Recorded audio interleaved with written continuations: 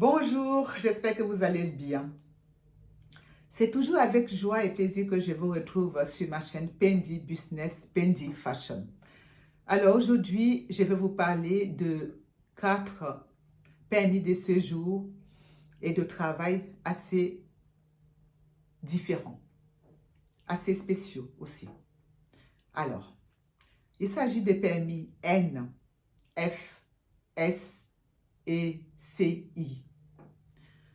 Lorsque vous fuyez votre pays à cause des guerres, des persécutions, de la famine, des problèmes en général, et que vous arrivez en Suisse pour demander l'asile en Suisse, les autorités vont vous remettre d'abord, en attendant d'éplucher votre dossier, en attendant d'étudier votre dossier, la Suisse va vous remettre un permis N. Alors, ce permis N va vous permettre de vous installer dans un canton que les autorités vous conseillent. Et ensuite, pendant que les autorités se penchent sur votre dossier, pendant qu'on étudie vos papiers et tout ça, au bout de 3 mois de vie en Suisse, au bout de 90 jours de vie en Suisse, vous avez le droit de travailler grâce à ce permis N-là. Encore faut-il trouver un employeur qui va accepter de vous engager parce qu'il y a aussi des conditions d'engagement par rapport à ce permis N. Voilà. Alors, une fois que les autorités se sont penchées sur votre dossier et qu'il est bon, votre demande est acceptée, les autorités vont vous vont vous donner un permis B. Ça, c'est quand votre dossier est bon, que votre demande d'asile a été acceptée. Les autorités vont vous donner un permis B pour ressortissant d'État tiers.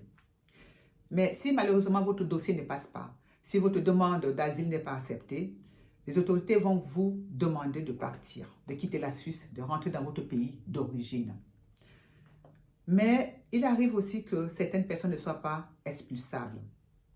Parce que dans leur pays d'origine, il y a toujours la guerre, il y a toujours les persécutions. Parce que ces personnes elles-mêmes, il y a un risque pour que leur physique, pour que personnellement, elles soient attaquées quand elles rentrent dans leur pays d'origine. Dans ce cas-là, si vous n'êtes pas expulsable, la Suisse va vous remettre un permis F en attendant que la situation s'arrange dans votre pays, en attendant que vous ne soyez plus à risque dans votre pays. Donc, la Suisse va vous donner un permis F. Alors, ce permis F également va vous permettre de trouver du travail en Suisse. Lorsque vous avez passé 3 mois de suite en Suisse, vous avez le droit de demander du travail, vous avez le droit de travailler grâce à ce permis F. Ce permis F va également vous permettre, au bout de 3 ans de vie en Suisse, d'avoir droit à un regroupement familial. Et enfin, on va dire, ce n'est pas enfant, en deuxième position, ce permis F vous donne droit à une mobilité géographique, mais avec des restrictions, avec des conditions. C'est-à-dire que vous pouvez changer de canton quand vous avez un permis F, mais sous certaines conditions. Et maintenant, enfin, le permis F, au bout de 5 ans de permis F, vous avez le droit de formuler une demande de permis B auprès des autorités. Si vous faites 5 ans avec le permis F en Suisse, vous avez le droit de demander un permis B. Voilà ce qui concerne le permis N et F, qui sont les permis pour les demandeurs d'asile, pour les requérants d'asile en Suisse. Voilà. Ensuite, le permis S. Le permis S, c'est pour les gens qui demandent la protection à la Suisse. Parfois, il y a les journalistes qui sont persécutés dans leur pays, les hommes politiques également. Il y a certains pays en guerre qui peuvent demander leur protection en Suisse. C'est le cas actuellement de l'Ukraine, l'Ukraine est sous la protection de la Suisse. C'est pour ça que les Ukrainiens en Suisse ont reçu le permis de séjour et de travail S. Voilà. Alors, ce permis de séjour et de travail S,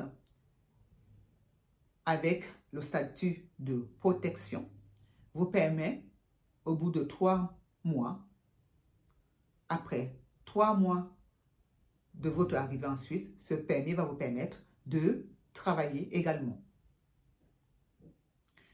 Mais il arrive que les autorités aussi, lorsque elles constatent que la situation s'est arrangée dans votre pays, il arrive que les autorités lèvent votre statut de protection et vous demandent de partir, mais en vous donnant un délai. Ça peut être 3 mois, ça peut être 6 mois. Ça va bientôt être le cas pour certains Ukrainiens qui veulent rentrer chez eux. La Suisse va leur donner un délai de 3 mois ou 6 mois pour repartir dans leur pays. Voilà. Il arrive également que au bout de 5 ans, la situation dans votre pays ne change pas, malheureusement. Et au bout de 5 ans, pardon, vous avez le droit d'avoir un permis B. Donc, avec le permis S, si vous faites 5 ans en Suisse et que la situation ne s'est pas arrangée dans votre pays d'origine et qu'il y a toujours la guerre, etc., vous avez le droit de recevoir un permis B. Voilà. Alors, là, j'ai fait le tour de tous les permis pour ressortissants d'État tiers en Suisse. Je parle de la Suisse. Donc, vous avez compris que le chapitre concernant les titres de séjour pour ressortissants d'État tiers est clos. Et prochainement, je vais entamer la série sur les PMI concernant les citoyens de l'Union européenne et également les citoyens qui n'appartiennent pas à l'Union européenne, mais qui habitent dans cette communauté et qui a un permis de séjour. C'est de ça que je voudrais vous parler d'ici quelques temps. Mais pour clôturer le dossier concernant les ressortissants d'État tiers, je vais également faire une vidéo concernant le regroupement familial. C'est par ça que je vais clôturer donc le dossier concernant les ressortissants d'État tiers. Voilà. Alors, comme d'habitude, je vais vous demander d'aimer, de liker, de vous abonner, de partager mes vidéos et n'oubliez pas de lire sous la barre de notification toutes les informations que je mets. Et voilà. Je vais m'arrêter ici. Je vais me répéter. N'oubliez pas de poser des questions. Vous avez constaté que je réponds à toutes les questions qu'on me pose. N'oubliez pas de poser des questions.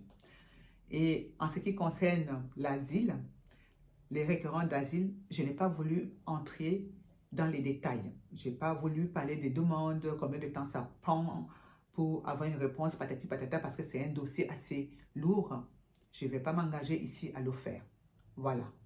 D'autant plus que chaque pays a sa manière de traiter ces demandes d'asile. Donc, du coup, j'ai préféré parler seulement directement des PMI concernant ce statut de requérant d'asile. Voilà. Alors, je vous laisse et je vous dis à bientôt. Bye bye.